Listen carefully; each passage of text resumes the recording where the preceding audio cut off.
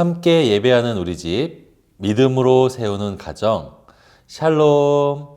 여러분과 함께 말씀을 나눌 김호석 목사입니다. 먼저 마음을 열고 하나님을 함께 찬양하겠습니다.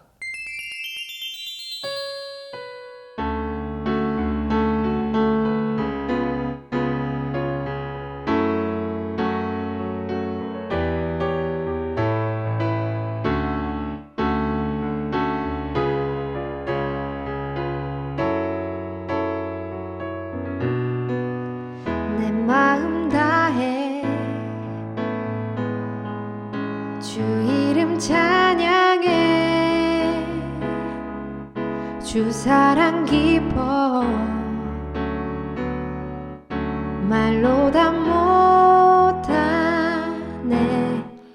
주 앞서가며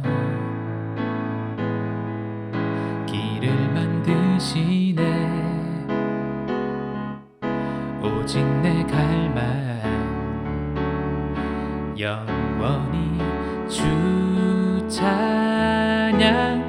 내 맘에 힘이 되신 주, 영원한 빛이 되신 주, 내 모든 호흡이 주의 행하심 찬양해. 주는 위대한 통치자, 내 모든 것 주께 순복해. 내 삶을 주의 불로 채우소서. 내 마음 다해 주 이름 찬양해. 주 사랑 깊어 말로 다 못하네. 주 앞서가며 길을 만드시네. 오직 내 갈망 영원히 주 찬양. 내 맘에 힘이 되신 주, 영원한 빛이 되신 주, 내 모든 호흡이 주의 행하심 찬양해. 주는 위대한 통치자, 내 모든 것 주께 순복해. 내 삶을 주의 불로 채우소서. 내 맘에 힘이 되신 주, 영원한 빛이 되신 주, 내 모든 호흡이 주의 행하심 찬양해. 주는 위대한 통치자, 내 모든 것 주께 순복해. 내 삶을 주의 불로 채우소서. 내 맘에 힘이 되신 주, 영원한 빛이 되신 주, 내 모든 호흡이 주의 행하심 찬양해. 주는 위대한 통치자, 내 모든 것 주께 순복해. 내 삶을 주의 불로 채우소서.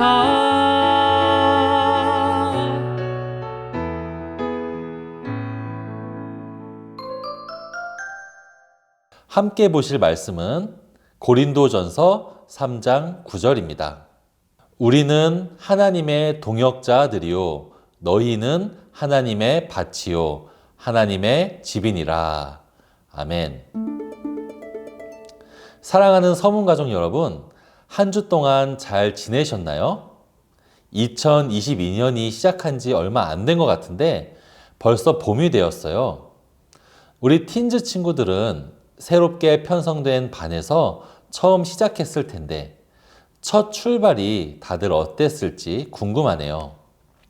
이번 한 학기도 하나님 안에서 승리하는 날들이 되기를 바라요. 여러분은 교회 하면 어떤 이미지가 떠오르시나요? 어떤 분들에게는 목사님의 설교를 통해 많은 것들을 배울 수 있는 학교의 이미지를 가질 수도 있겠고요. 또 어떤 분들에게는 사랑하는 사람들을 일주일에 한 번씩 만나서 교제를 나눌 수 있는 만남의 장으로 여겨지는 분들도 있겠죠. 저는 어렸을 때부터 교회 하면 놀이터였어요. 어렸을 때부터 다른 어디를 갔을 때보다 교회에서 노는 것이 가장 즐거웠어요. 교회를 가면 형들이 기타도 가르쳐 주고 또 어른들이 과자나 사탕도 주고 친구들하고 농구도 하고 그렇게 보냈어요. 그래서 저는 교회 하면은 저에게는 즐거운 곳, 행복한 곳 이런 이미지가 남아있고 그게 지금까지도 저의 신앙생활에 큰 영향을 주고 있는 것 같아요. 우리가 교회를 어떤 이미지로 떠올리든 성경은 그것보다 훨씬 더 교회에 큰 의미를 두고 있어요. 성경에는 교회에 대한 수많은 설명들이 있지만 오늘 함께 본 고린도전서 3장 9절에도 교회가 무엇인지에 대해서 나와 있어요. 제가 다시 한번 읽어드릴게요. 우리는 하나님의 동역자들이요 너희는 하나님의 밭이요 하나님의 집이니라. 교회는 하나님의 집이라고 되어 있어요. 네, 맞아요. 우리가 다니는 교회는 이 세상 가운데 있고 교회에 다니는 우리도 세상에서 6일 동안 살다가 주일에 모이기 때문에 크게 느끼지는 못하지만 교회는요, 세상의 집이 아니라 하나님의 집이랍니다. 여러분, 혹시 대사관 혹은 영사관이라는 것 들어보셨나요? 이거는 한 나라가 다른 나라에 설치한 기관인데요. 우리나라 안에는 여러 나라의 대사관 혹은 영사관들이 있어요. 미국 대사관, 중국 대사관, 영국 대사관, 독일 대사관 등등 말이죠. 또 각 나라에도 우리나라 대사관이 전 세계에 있어요. 미국에 있는 한국 대사관, 중국에 있는 한국 대사관 등등 말이죠. 이 대사관이 하는 일은요, 1차적으로는 외국에 살고 있는 그 나라 교민들을 보호하기도 하고 또 외국에 살면서 처리해야 하는 업무들을 꼭 귀국하지 않고도 처리할 수 있도록 도와주죠. 예를 들면 외국에서 아이가 태어났을 경우에 그 대사관에 가면 출생 신고를 할 수가 있어요. 그런데 이 대사관 혹은 영사관은 독특한 점이 하나 있는데요. 그 대사관이 있는 지역이 아니라 그 대사관을 보낸 나라의 법이 적용된다는 것이에요. 예를 들면 중국에 있는 한국 대사관의 경우 위치는 중국에 있죠. 그렇지만 그 건물 마당 안에 들어오는 순간 한국 법을 적용받는 것이에요. 여러분 TV에서 그런 장면 본 적 있는지 모르겠어요.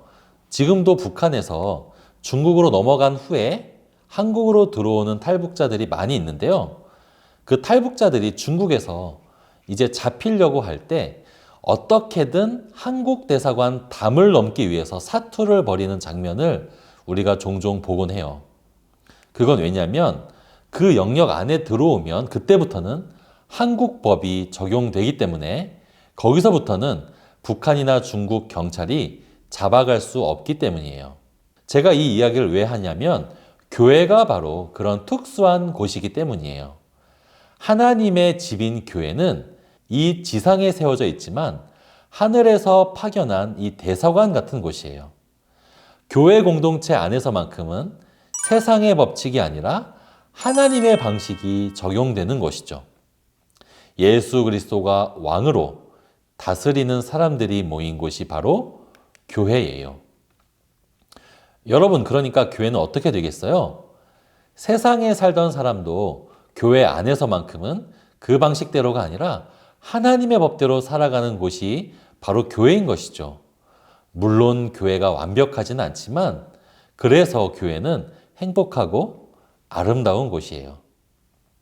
그런데 오늘 우리가 보고 있는 고린도 교회는 교회임에도 불구하고 여러 면에서 세상과 비슷한 모습을 버리지 못한 그런 교회였어요. 그 중에 하나가 특정한 사람을 높이고 그 사람들을 중심으로 교회가 분열되어 있었다는 것이에요. 고린도전서 3장 4절 우리 같이 볼까요? 제가 읽어드릴게요. 어떤 이는 말하되 나는 바울에게라 하고 어떤 이는 나는 아볼로에게라 하니 너희가 육의 사람이 아니리요. 이 당시 고린도 교회는 사람들이 서로 각각 다른 사람들을 추종하고 따랐어요. 어떤 사람들은 고린도 교회를 세운 바울을 따른다고 했어요. 나는 바울파야. 그리고 또 어떤 사람은 나는 아볼로파야. 또 어떤 사람은 나는 베드로 사도님파야.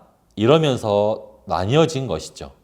사실 바울이나 아볼로, 베드로 모두 하나님의 종으로서 신실한 사람들이었어요. 그러나 그 사람을 높이며 그 사람들의 이름을 본따서 분파를 교회 안에서 나누는 것은 하나님의 뜻이 아니었죠. 오히려 세상 사람들의 방식이었어요. 세상 사람들은 잘난 사람들, 힘이 있는 사람들과 같이 친해지고 싶어 하고 그 사람들 라인을 타는 것을 성공이라고 여기죠. 그러나 교회는 하나님의 집이고 하나님의 법이 적용되는 곳이기 때문에 그러면 안 되었던 것이에요. 그래서 바울은 이렇게 이야기를 해요. 고린도전서 3장 5절입니다. 그런즉 아볼로는 무엇이며 바울은 무엇이냐? 그들은 주께서 각각 주신 대로 너희로 하여금 믿게 한 사역자들이니라. 모두가 하나님의 일꾼일 뿐이라는 것이에요. 아무리 세상에서 높은 사람도 교회 안에서는 똑같은 형제 자매인 것이죠.